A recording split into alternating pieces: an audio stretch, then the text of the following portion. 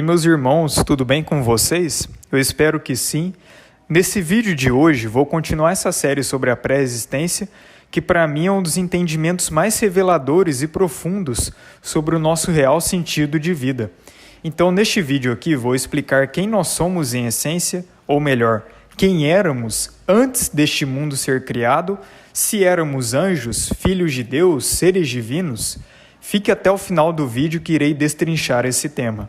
Para quem assistiu o vídeo anterior, viu que mostrei vários versos da Bíblia que indicam o nosso estado anterior. Porém, devido à lavagem cerebral que sofremos desde a nossa infância, a nossa essência e identidade foi muito deturpada, e a própria religião também é conivente com essa deturpação. Mas fato é que não somos dessa terra, e muito mais importantes do que se parece. No sistema religioso, os pregadores costumam fazer uma distinção bem grande entre anjos e seres humanos, colocando um dos grupos completamente diferente do outro. E alguns termos são comumente utilizados como anjos não são filhos de Deus, apenas criaturas de Deus, que nós, humanidade, também não somos filhos de Deus e só nos tornamos pela primeira vez filhos quando aceitamos o Messias, nos tornamos filhos por adoção aceitando o Salvador, já que costumo interpretar com a concepção que temos sobre a adoção, de adquirir um filho para você que não veio diretamente de você. E tem aqueles que dizem que só Cristo é filho literal de Deus, já que eles dizem que ele é o único gerado devido à interpretação que fazem sobre a palavra unigênito. Porém, todos esses entendimentos ocultam algo revelador, que é todos nós, seres humanos, seres angelicais e celestiais, somos filhos literais do Criador, que fez os céus, a terra e todas as fontes das águas. A diferença é que 3 grupos de seres foram formados quando ocorreu a guerra nos céus. Os anjos que defenderam o trono do Pai, que foram fiéis a Ele, esses continuam sendo filhos e permanecem habitando no reino, fazendo a vontade dele. Por outro lado, os anjos que seguiram Satanás rejeitaram conscientemente o Criador e deixaram de ser filhos, pois para eles não há mais perdão, já que os mesmos sabiam de todas as consequências de rejeitar o Pai e mesmo assim escolheram Satanás, adotando ele como pai e Deus desse grupo. Para esses só resta condenação, e não há perdão porque eles não quiseram esse perdão. E ainda está faltando outro grupo em que nós, seres humanos, enquadramos, que são os anjos que ficaram indecisos durante a batalha celestial, não escolhendo nem o lado de Deus e nem o lado de Satanás. Fomos mornos e, como resultado de termos ficado em cima do muro e duvidarmos do Pai de alguma forma, deveríamos ser condenados junto com o grupo que escolheu Satã. Mas o Pai deu-nos uma nova chance por meio do sacrifício de Cristo. Todo pecado deve ser pago com a morte. Com isso, nosso Salvador foi crucificado para que tivéssemos uma nova chance, tendo Ele como nosso mediador. Mas sobre a nossa neutralidade nos céus, a consequência dela, o começo do teste por Adão e Eva e a nossa vida aqui neste mundo, eu vou explicar no próximo vídeo dessa série. Nesse, como disse no começo, estarei focando em destrinchar a nossa identidade desde os céus. Mas feita essa introdução, vamos então aos pontos. Somos sim filhos de Deus, porém destituídos momentaneamente da glória dele. Éramos anjos no passado e tornaremos a ser anjos caso sejamos salvos pelo Messias. E sim, a nossa essência, identidade, é divina, pois fomos criados à imagem e semelhança do Pai. A religião deturpou muito o que realmente são os anjos, colocando eles como criaturas bem diferentes dos seres humanos. A diferença entre anjos e seres humanos está no estado de consciência de cada um dos grupos hoje, na dimensão que cada um está, na capacidade atual que cada um tem e na consequência do livre-arbítrio de cada um, fora a individualidade de cada ser, seus dons, suas hierarquias, seus trabalhos e funções, e no galardão que cada um tem ou ainda terá quando tudo for solucionado. E agora eu vou citar aqui alguns versos que mostram essa relação entre anjos e seres humanos, e o fato de ambos serem filhos do Altíssimo. Veja só, e vou fazendo alguns comentários em cima também. O primeiro texto que eu vou ler é Gênesis 6, dos versos 1 ao 4. Vamos lá. E aconteceu que, como os homens começaram a multiplicar-se sobre a face da terra, e lhes nasceram filhas, viram os filhos de Deus que as filhas dos homens eram formosas, e tomaram para si mulheres de todas as que escolheram. Então disse o Senhor: não contenderá o meu espírito para sempre com o homem, porque ele também é carne, porém seus dias serão 120 anos. Havia naqueles dias gigantes na terra, e também depois, quando os filhos de Deus entraram as filhas dos homens, e delas geraram filhos, estes eram os valentes que houve na antiguidade, os homens de fama. Esse é um texto que gera até muitas discussões de quem são esses filhos de Deus. No sistema religioso, na teologia convencional, é predominante a ideia de que esses filhos de Deus é da linhagem de Sete e as filhas dos homens da linhagem de Caim. Porém, fica um questionamento básico aqui. Como pode uma união entre dois seres humanos comuns, na lógica deles, gerar gigantes, seres totalmente deformados e diferentes do modo que a humanidade é, na genética? Faz algum sentido? Toda essa lambança de explicação para negar o conhecimento da cultura hebraica da época e mencionado em outros livros que hoje são considerados apócrifos, como o livro de Enoque, que é mencionado na própria Bíblia. Mas enfim, eu não vou estender muito esse tema, já gravei um vídeo sobre isso, tem aqui também no meu canal. Se você tiver um interesse, eu vou deixar aqui o nome do vídeo para você poder acessar. Próximo verso que eu vou citar é Jó capítulo 1, verso 6. E num dia em que os filhos de Deus vieram apresentar-se perante o Senhor, veio também Satanás entre eles. Agora, Deuteronômio capítulo 14, verso 1. Filhos sois do Senhor vosso Deus. Não vos darei golpes, nem fareis calva entre vossos olhos por causa de algum morto. E o último é Oséias capítulo 1, verso 10. Todavia o número dos filhos de Israel será como a areia do mar, que não pode medir-se nem contar-se.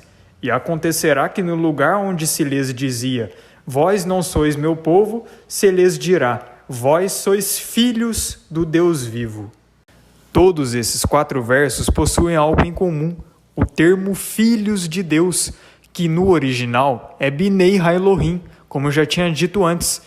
Jó 1,6 e Gênesis do verso 1 ao 4, esse termo é utilizado para anjos, para os filhos de Deus que permaneceram fiéis ao Pai, que habitam no reino celestial, que estão numa dimensão superior, com uma consciência superior e que servem ao Pai, ajudando os seres humanos. Já nos versos de Oséias 1,10 e Deuteronômio 14,1, esse mesmo termo, essa mesma palavra é utilizada para os seres humanos.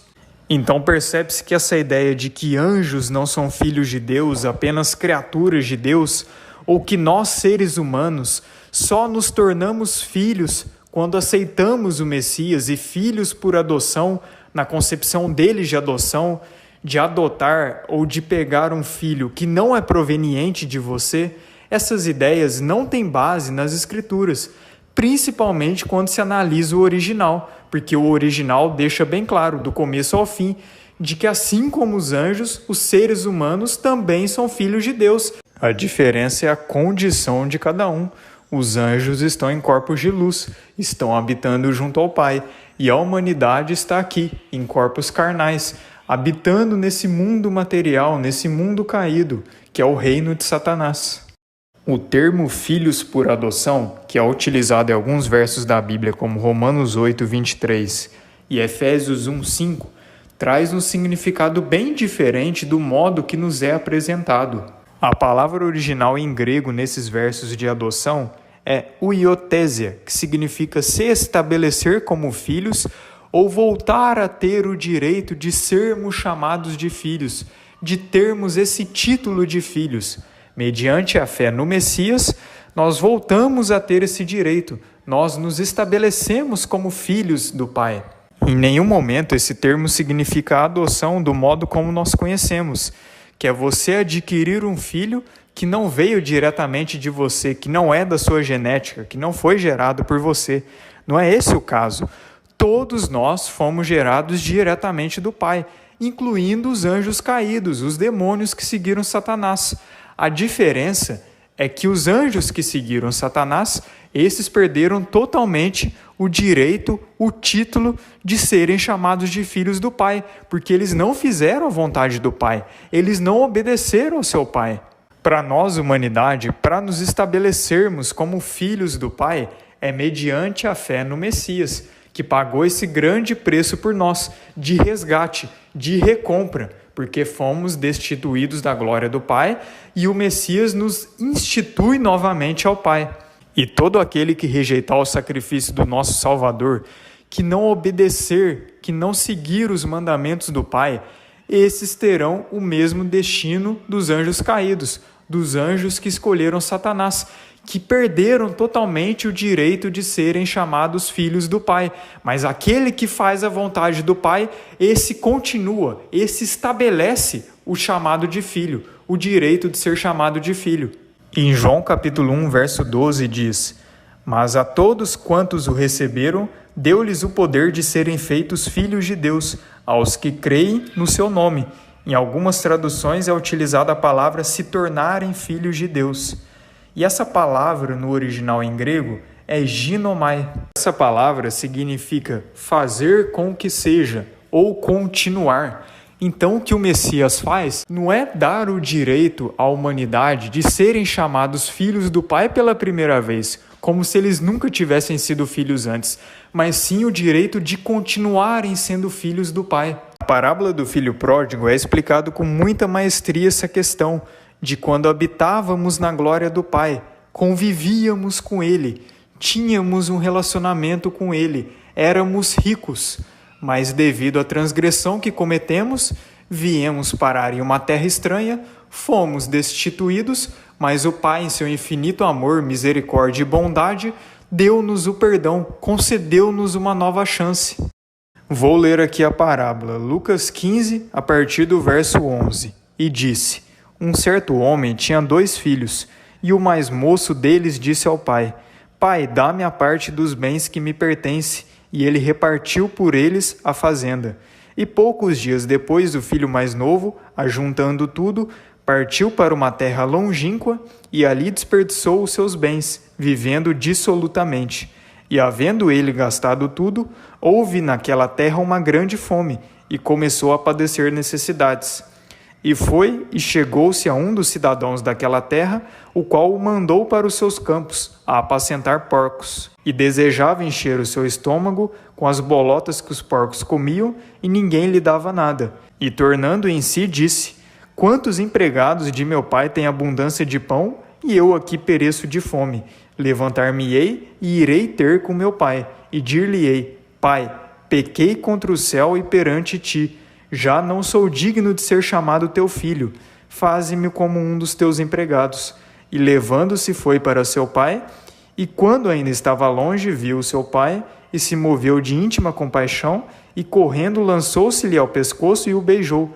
E o filho lhe disse: Pai, pequei contra o céu e perante ti, e já não sou digno de ser chamado teu filho. Mas o pai disse aos seus servos: Trazei depressa a melhor roupa, e vesti-lhe, e pão-lhe um anel na mão e sandálias nos pés. Então percebo que o filho pródigo disse ao seu pai: Já não sou digno de ser mais chamado teu filho. Não é que ele nunca foi filho do pai, mas sim que ele não era digno de ser chamado filho do pai, porque ele não atendeu à vontade do pai, ele preferiu ser rebelde contra o seu pai.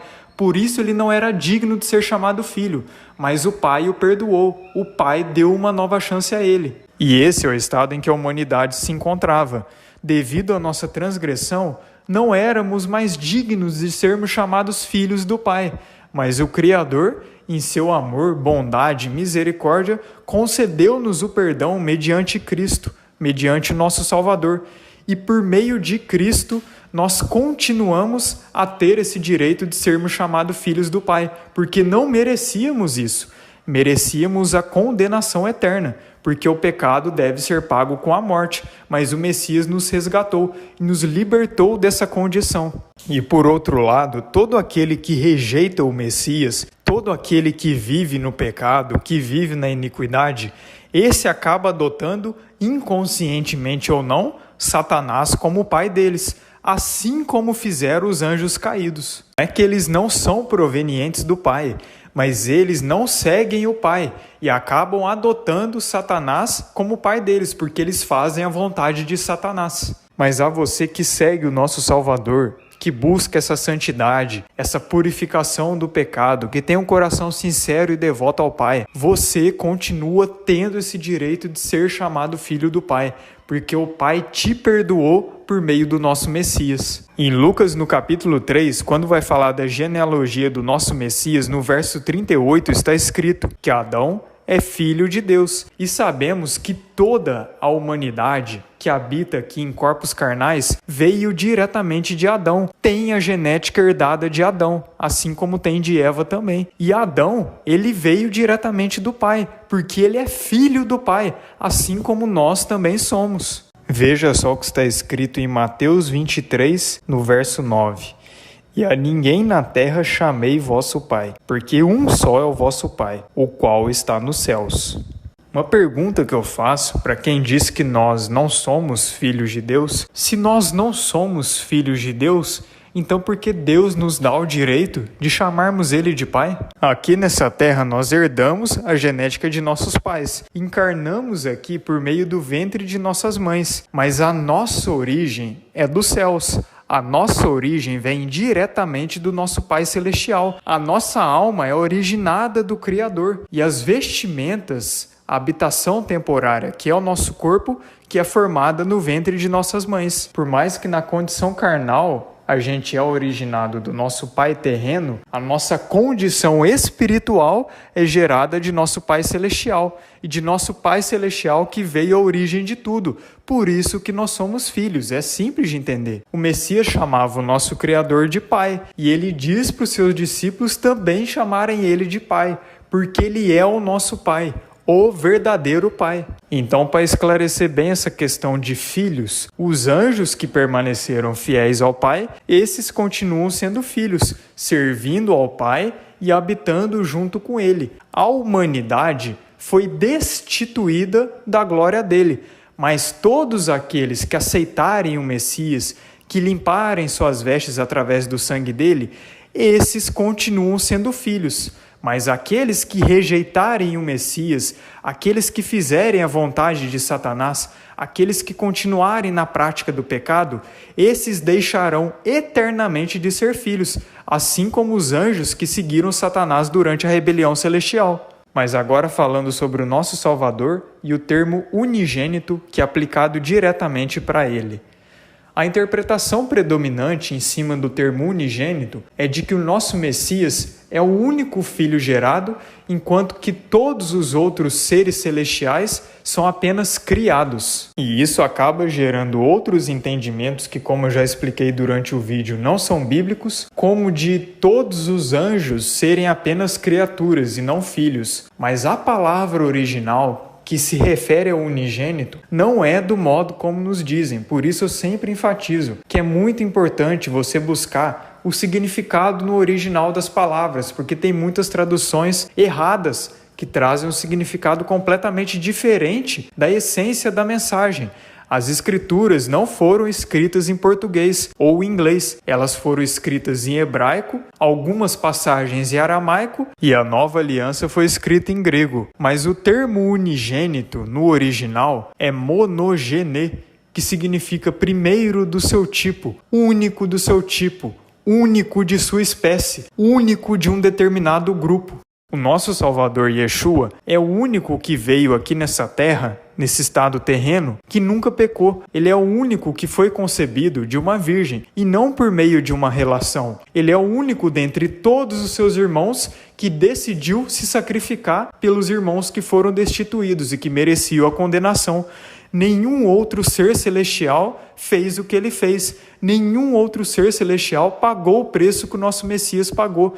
E nenhum ser celestial hoje se assenta à direita do Pai. Só o Messias. Por isso que sim, o nosso Salvador, ele é único dentre todos os seus irmãos, mas ele não é o único gerado. É unigênito no sentido de ser o grande destaque dentre todos os seus irmãos, de ser aquele que reflete 100% a imagem do Pai, a genética do Pai, a mensagem do Pai. Ele é o único dentre todos os filhos do nosso Pai, do nosso Criador, que hoje reina, que toda autoridade, que toda potestade, que todo ser celestial está sujeitado, porque todo poder foi concedido a Ele, por mérito, devido ao que Ele fez. E outra prova de que esse termo unigênito não significa único filho gerado é que Isaque também era chamado de unigênito, mas ele não era o único filho de Abraão. Abraão já tinha tido Ismael, e Abraão também teve outros filhos, mas dentre todos os filhos de Abraão, o filho da promessa, o filho do qual surgiria a descendência israelita, era Isaque. Dentre os filhos de Abraão, Isaque foi o que mais seguiu Abraão, o que mais seguiu o Criador e, consequentemente, o mais abençoado, o que teve a descendência que se espalhou por toda a terra. Depois dele veio Jacó, e depois de Jacó veio os 12 patriarcas com as 12 tribos de Israel. Isaque simboliza Cristo, porque assim como Isaque era o unigênito de Abraão, e Abraão se dispôs a sacrificar seu filho unigênito, o Messias é o filho unigênito do Pai, e o Pai se dispôs a sacrificar seu filho, e o filho também concordou, assim como Isaque também concordou em ser sacrificado. Mas no caso de Abraão, o próprio Criador livrou a pele deles, era apenas um teste que Abraão estava enfrentando, e que Isaque também enfrentou, e os dois permaneceram até o fim fiéis ao Pai. Então, por meio do unigênito de Abraão, a descendência israelita foi abençoada aqui nessa terra, e por meio do unigênito de nosso Criador, a descendência israelita espiritual também foi abençoada. E israelita espiritual é todo aquele que aceita o nosso Messias como o único e suficiente Salvador. Entre todos os filhos de Abraão, Isaque era o mais destacado. E dentre todos os filhos de nosso Criador, o Messias que é o mais destacado. Isso que significa unigênito, único do seu tipo, único dentre todos os seus irmãos. E é isso que o nosso Salvador é, devido a tudo que ele fez, tudo que ele conquistou, por mérito. Então não é só Yeshua que é o único gerado do Pai. Dentre todos os gerados do Pai, Yeshua, o nosso Messias e Salvador, é o mais destacado, é o que está acima de todos. É o único que pode nos conceder a imortalidade e eternidade. É o único que tem as chaves da árvore da vida. É o único que tem as chaves da morte e do abismo. E é o único que, junto ao Pai, julgará toda a terra e todos os seres angelicais.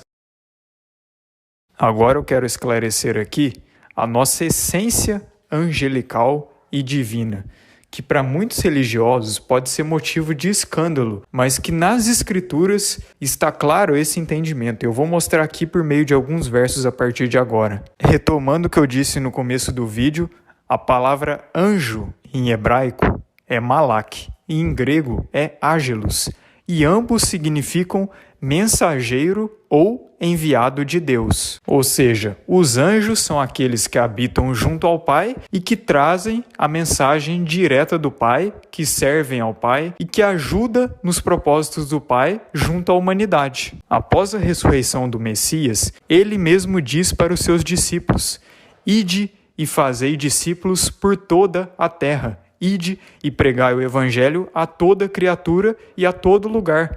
Ali o Messias estava deixando claro que os discípulos deviam cumprir seus papéis como mensageiros do Altíssimo, assim como os anjos.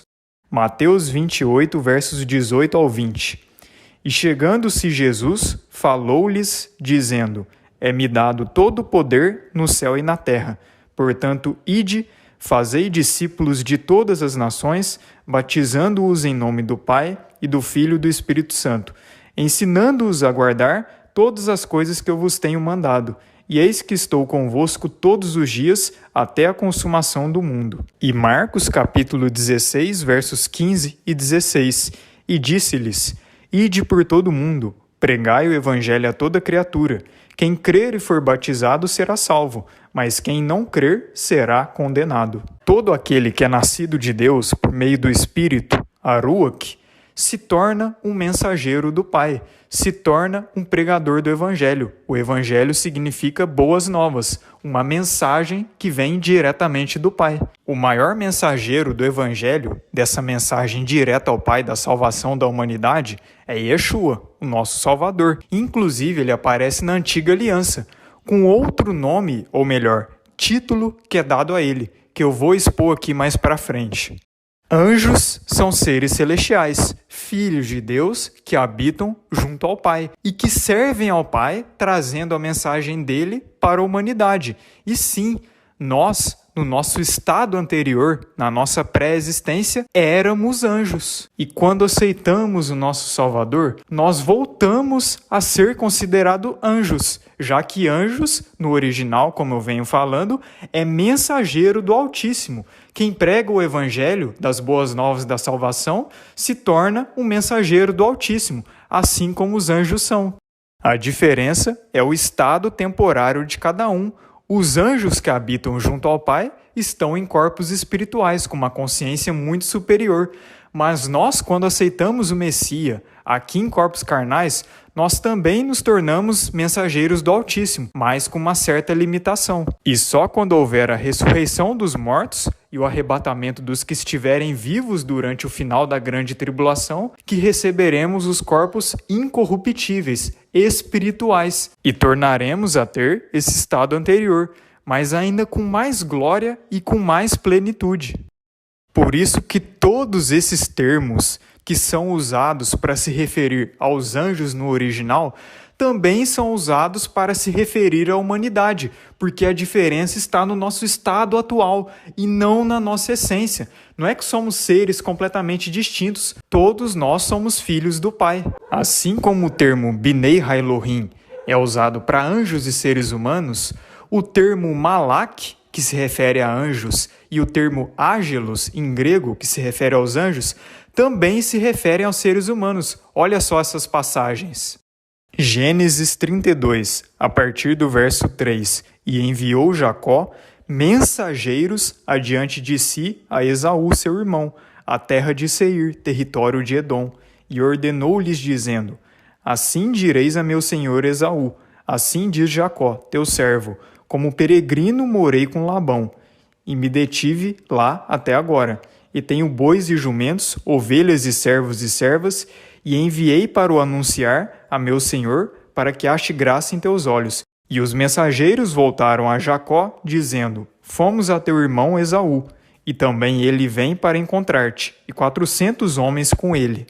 Números 21, verso 21. Então Israel mandou mensageiros a Sion, rei dos amorreus, dizendo: Deixa-me passar pela tua terra, não nos desviaremos pelos campos nem pelas vinhas. As águas dos poços não beberemos. Iremos pela estrada real, até que passemos os teus termos. Números 22, 5. E este enviou mensageiros a Balaão, filho de Beor, a Petor, que está junto ao rio, na terra dos filhos do seu povo. Josué capítulo 6, verso 17. Porém a cidade será anátema ao Senhor, ela e tudo quanto houver nela, somente a prostituta Raabe viverá, ela e todos os que com ela estiverem em casa, porquanto escondeu os mensageiros que enviamos. E nessas outras passagens que eu estou deixando aqui na tela do vídeo, também é usado essa palavra mensageiros, que no original é malak, a mesma palavra que é usada em vários versos para os anjos.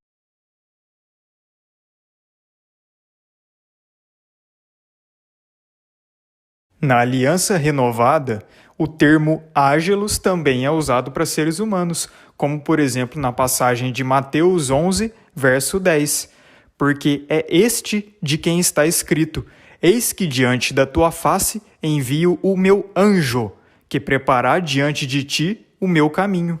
Em verdade vos digo que, entre os que de mulher têm nascido, não apareceu alguém maior do que João o Batista, mas aquele que é o menor no reino dos céus é maior do que ele.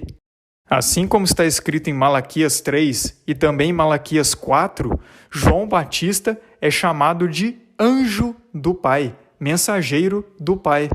porque ele é aquele que prepararia o caminho para a vinda do Messias. Primeiro que essa é uma prova da pré-existência de João Batista, já que ele foi enviado dos céus para a terra, e também de que João Batista é um anjo, um mensageiro do Pai. Assim como os outros profetas e o próprio Messias também são mensageiros, anjos do Pai. O nome de Malaquias, por exemplo, no original é Malaque, e Malaque é mensageiro / anjo. E a relação entre anjos e seres humanos ainda não param por aí.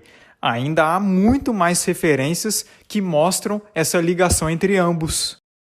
Mateus 25, verso 41, quando o Messias fala de todos aqueles que serão condenados. Então dirá também aos que estiverem à sua esquerda: apartai-vos de mim, malditos, para o fogo eterno, preparado para o diabo e seus anjos.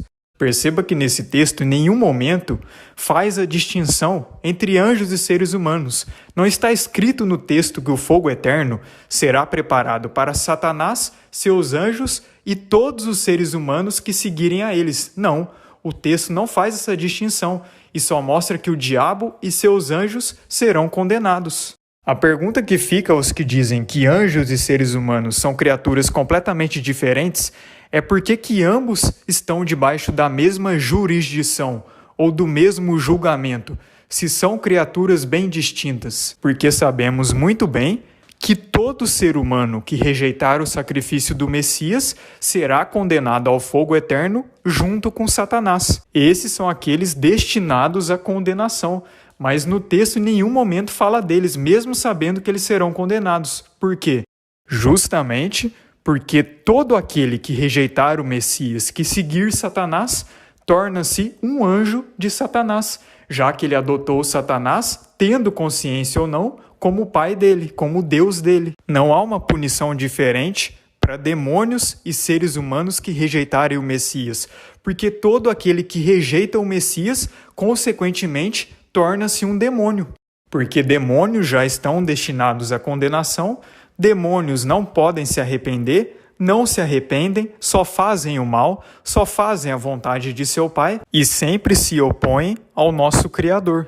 Então esse texto só nos mostra que não tem essa diferença toda entre seres humanos e anjos. O que muda é que os demônios não podem mais ser salvos, os demônios serão condenados, é só questão de tempo, e para os seres humanos ainda há chance de arrependimento, ainda há o perdão, mas se eles escolherem seguir a Satanás, eles terão o mesmo destino dos demônios, porque a essência espiritual que está neles vem lá do reino celestial, mas o estado de consciência e a dimensão que cada grupo está inserido é que é diferente. Paulo também mostra essa relação entre anjos e seres humanos. 1 Coríntios 6, verso 3. Não sabeis vós que havemos de julgar os anjos, quanto mais as coisas pertencentes a esta vida?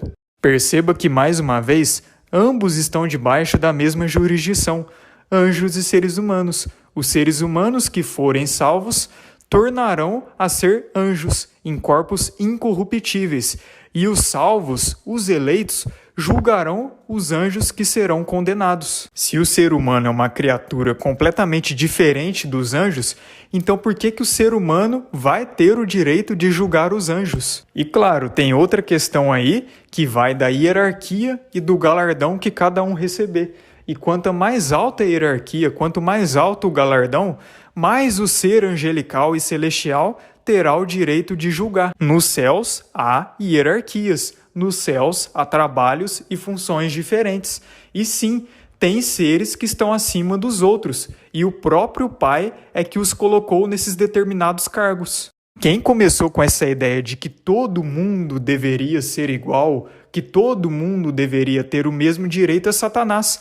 O comunismo surgiu com Satanás, porque é uma ideia satânica e totalmente contrária ao modo que era no reino celestial. Então, quando tudo for solucionado, alguns dos seres humanos poderão sim ocupar cargos maiores do que os outros anjos que permaneceram fiéis ao Pai.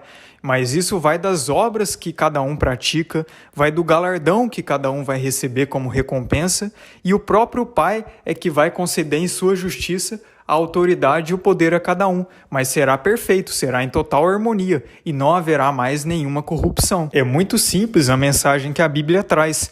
Anjo julga anjo. Se ser humano não fosse anjo em essência, ele não teria poder de julgar os anjos. Olha só o que está escrito em Lucas capítulo 20, dos versos 34 ao 36.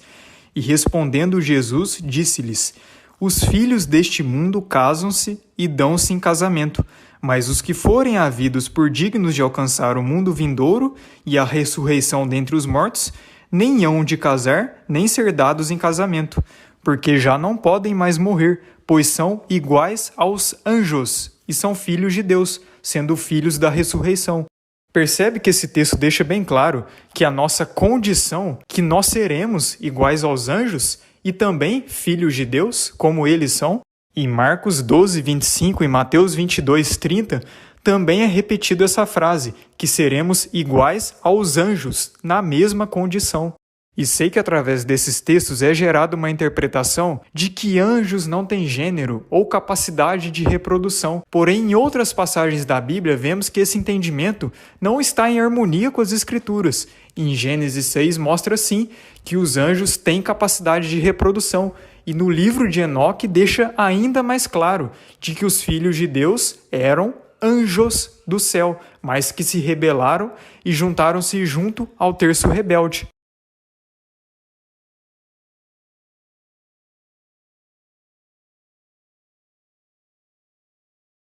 E em Zacarias capítulo 5 mostra anjos femininos. Então sim, nos céus há anjos masculinos e anjos femininos.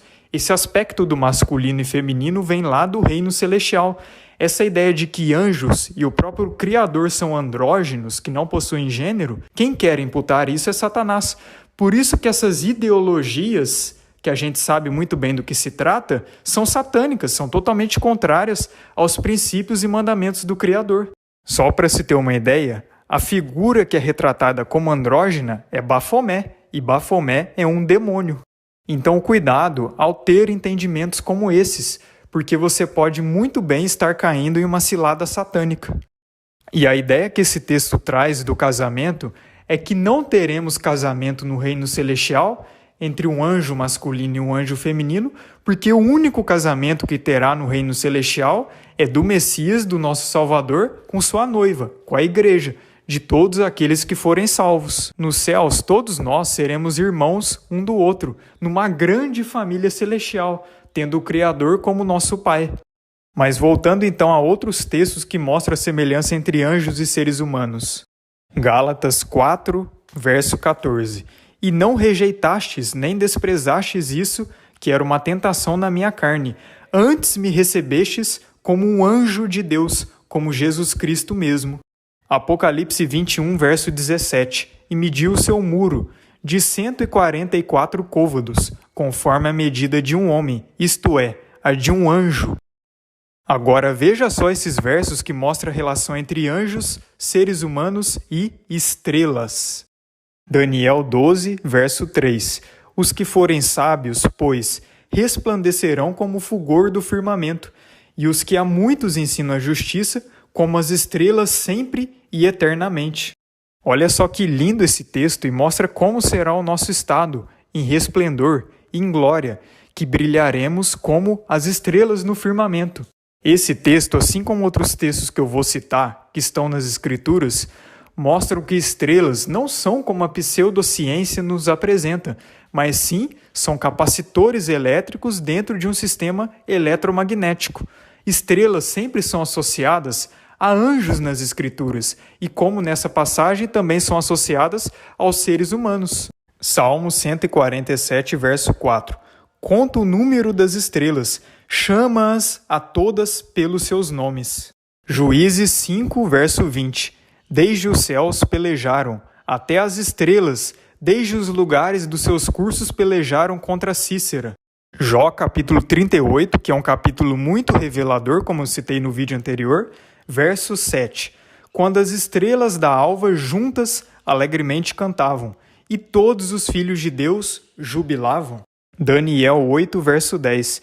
E se engrandeceu até contra o exército do céu, e a alguns do exército e das estrelas lançou por terra e os pisou. Apocalipse 12:4, que é um verso que inclusive fala sobre a humanidade, mas eu vou deixar a explicação dele para o próximo vídeo.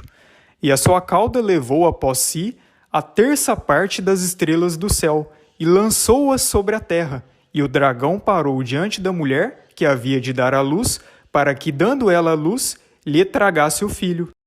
Então perceba que nesses versos fala que estrelas lutam, que estrelas cantam, porque estrelas são anjos. Estrelas sempre são associadas aos anjos. E isso não é só de forma simbólica, mas traz sim um sentido literal. Se você realmente crê nas Escrituras, então creio que você acredita que a Terra não é uma bola molhada giratória perdida no espaço, mas sim que é plana, estacionária e que há um firmamento que nos rodeia, um firmamento que nos protege e que não podemos sair dele. E que, como está escrito em Gênesis 1, há águas acima desse firmamento e as estrelas estão submergidas nessa água, porque as estrelas não são do modo como nos dizem, mas sim capacitores elétricos dentro do grande oceano primordial. E essas estrelas são responsáveis por iluminar a Terra. Então dá para se dizer que estrelas são seres literais, seres angelicais provenientes do Pai, assim como também são locais em que esses seres habitam. É como se fosse assim, vou dar um exemplo. Há uma piscina, aí um pacote de gelo é jogado nessa piscina. Então nessa piscina, os gelos são água e os gelos estão na água. Do mesmo modo que anjos são estrelas e anjos estão nas estrelas. O gelo é água porque ele é composto por água e o gelo está na água porque o estado solidificado do gelo é diferente do estado da água em que ele foi jogado. Então, desse modo, anjos são estrelas e anjos estão nas estrelas, que são receptores elétricos que servem de habitação para esses anjos. E no caso dos anjos caídos, são prisões para eles. Por isso que os demônios são associados às estrelas errantes, às estrelas que não seguem o percurso natural das demais. Olha só o que está escrito em 2 versos de Gênesis. Gênesis 15, verso 5. Então o levou fora e disse: Olhe agora para os céus e conta as estrelas, se as pode contar. E disse-lhe: Assim será a tua descendência. E Gênesis 26, verso 4. E multiplicarei a tua descendência como as estrelas dos céus, e darei à tua descendência todas essas terras, e por meio delas serão benditas todas as nações da terra. Esses textos não trazem só um sentido simbólico, mas também literal.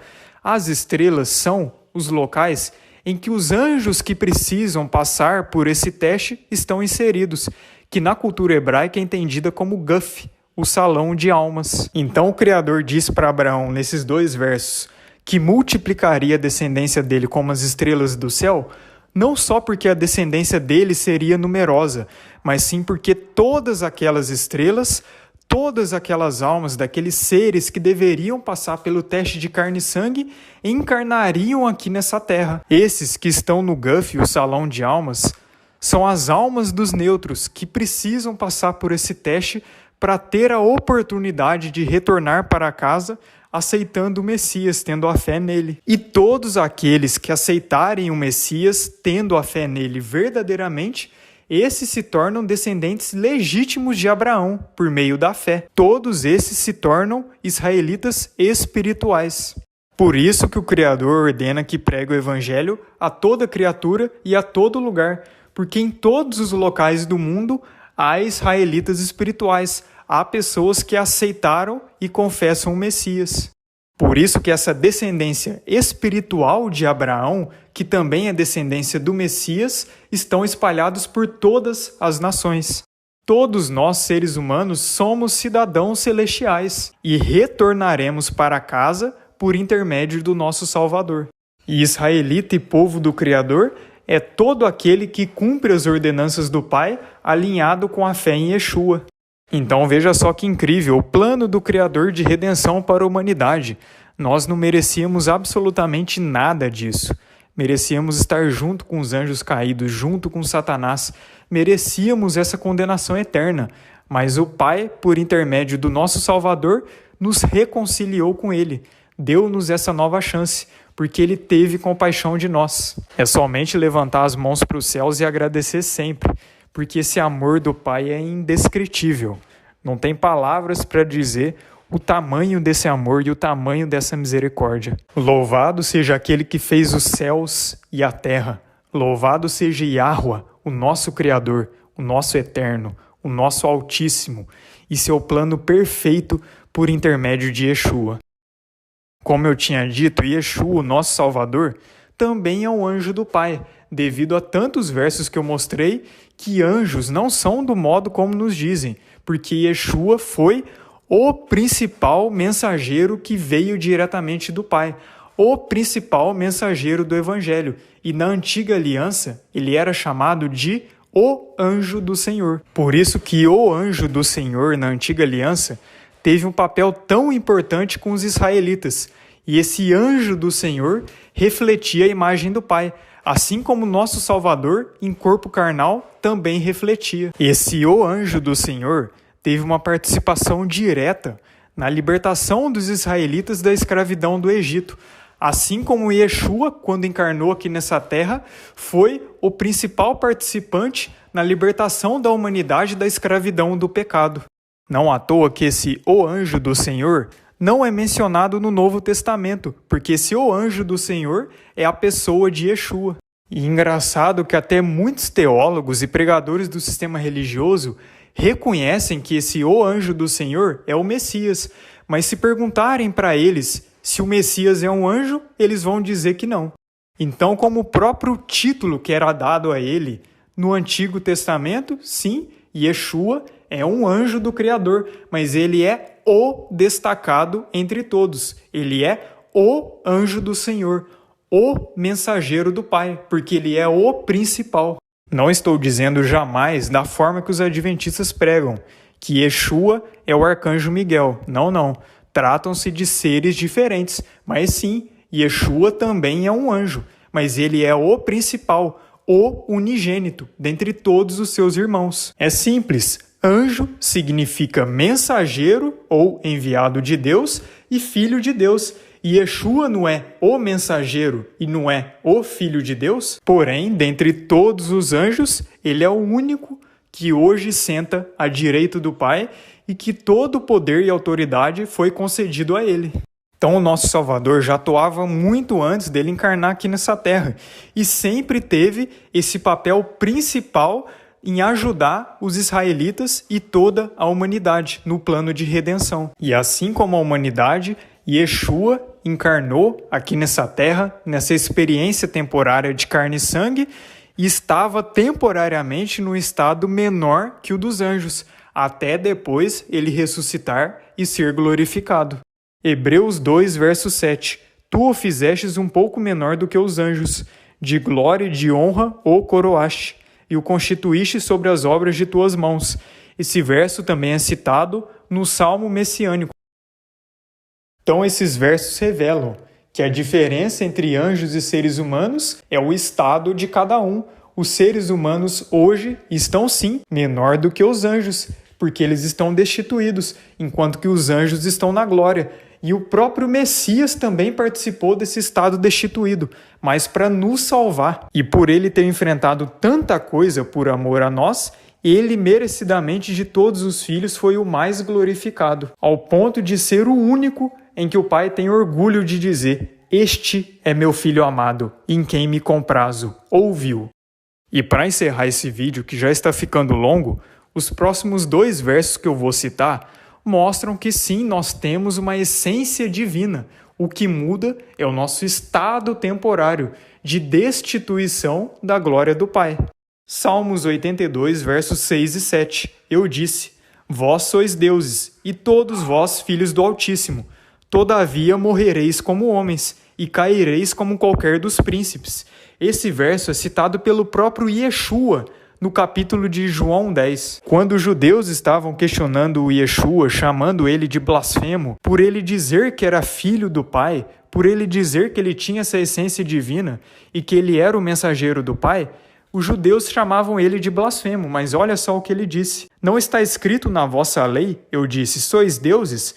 Pois se chamou os deuses aqueles a quem a palavra de Deus foi dirigida, e a Escritura não pode ser anulada, aquele a quem o Pai santificou e enviou ao mundo, vós dizeis blasfemas.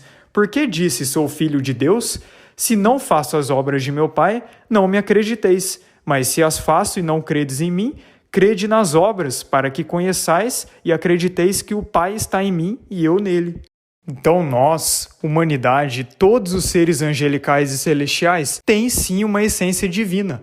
Afinal, fomos feitos à imagem e semelhança do Criador. Porém, nesse estado carnal, nesse estado material, nós somos pecadores, nós merecíamos a morte, nós merecíamos a condenação. Os anjos também são chamados de deuses, mas com D minúsculo. E nós também éramos deuses, mas no nosso estado atual, nós somos pecadores que mereciam a condenação. Mas aqueles que aceitarem o Messias e forem glorificados, esses retornarão a serem deuses.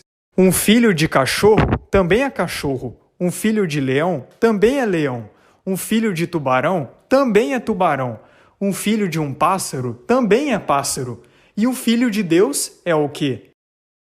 A religião ocultou isso de você, a sua essência divina. Você foi feito à imagem e semelhança do Pai. Você foi criado perfeito. O Criador não cria ninguém perfeito, mas devido ao seu livre-arbítrio, devido às suas decisões, é que você veio parar aqui, nesse estado de destituído, nesse estado de morte, neste mundo caído. Então não é um absurdo dizer que todos os filhos do Pai são deuses, mas com D minúsculo, porque com D maiúsculo é só o Pai, só o Criador, e ele é o soberano entre todos os deuses.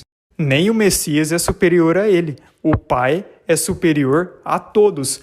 Não é que não existe nenhum outro Deus, mas não existe nenhum que é igual ou semelhante ou do mesmo nível do Pai. Só o Pai que é o Criador, só o Pai que existia antes de tudo ser criado, e só o Pai que criou tudo e todos os seres e todos os deuses. Mas nenhum outro Deus com D minúsculo é digno de adoração. Só o Pai e o nosso Salvador devido ao seu preço pago, porque só eles é que podem trazer a vida. Muitos demônios, inclusive o próprio Satanás, também se intitulam como deuses, mas nenhum deles tem o poder que o Pai e o nosso Salvador têm, tanto que em breve eles serão condenados. Mas de fato eles têm sim poderes sobrenaturais, poderes acima dos poderes e da capacidade dos seres humanos, mas não se comparam nem de longe ao poder do nosso Criador. Não à toa que Satanás é chamado de o Deus deste século, porque de fato ele tem esse título, mas não é o mesmo título do Pai. É importante enfatizar isso.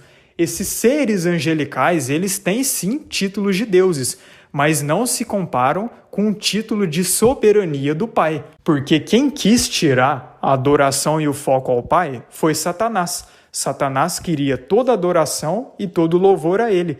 Por isso que começou a corrupção. E por isso que a idolatria é um dos piores pecados de toda a Bíblia. O fato dos anjos terem esse título de deuses não os faz jamais dignos de adoração, a não ser o Messias, que é uma ordem do próprio Pai, devido ao que ele fez. Mas se você tem dúvidas da sua essência divina, então olhe só para a natureza, olhe só para o seu interior. Perceba os padrões fractais do nosso Altíssimo. Todos nós fazemos parte desse grande corpo cósmico do Criador, e os padrões do Criador são incríveis. A nossa essência divina não anula o fato de que nesse estado carnal e corruptível nós não somos dignos de absolutamente nada.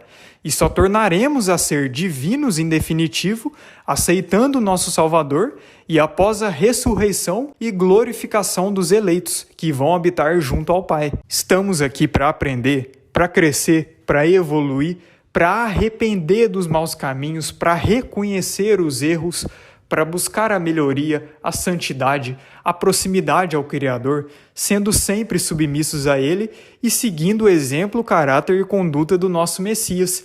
É isso que devemos fazer aqui e não nos vangloriar de nada, porque nós não somos dignos e merecedores de nada. Mas apesar de tudo, nunca se esqueça da sua identidade. Você é filho literal do Pai. Você era divino no passado. Você tem uma essência divina, que é o lado espiritual, e você era um anjo, e quando você aceita o Messias, você volta a cumprir o papel de anjo, que é mensageiro do Pai. Somos filhos provenientes daquele que fez os céus e a terra. O nome do Criador está no nosso DNA, o tetagrama sagrado, Yod, Re, Vav, Re, o que só nos mostra que pertencemos ao Pai.